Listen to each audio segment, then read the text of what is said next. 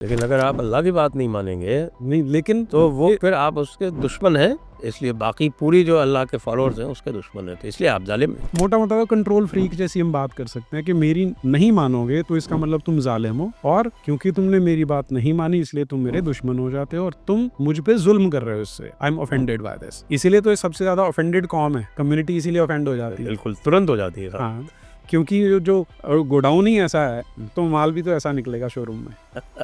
जैसे अभी नागपुर के दंगे हुए तो साहब केवल कह रहे कि साहब केवल आपको कौन से नारे जो है आपको खराब लगे कि वो जय शिवाजी जय भवानी, हाँ, उससे ऑफेंड हो गए, वो जुल्म हो गया उनके ऊपर। हम भूल जाते हैं कि चंदन गुप्ता से ऑफेंड इसलिए हो गए थे कि तिरंगा लेके जा रहा था, तो तिरंगे से भी ऑफेंड होते हैं, वंदे मातरम से ऑफेंड हो जाते हैं, भारत माता की जय से, जय भवानी जय शिवाजी से ऑफेंड हो जाते हैं। वो ऑफेंड इसलिए हो रहे हैं कि हम और मैं आप एग्जिस्ट कर रहे हैं, क्योंकि काफिर एग्जिस्ट कर रहे हैं, यही उनके लिए ऑफेंस है।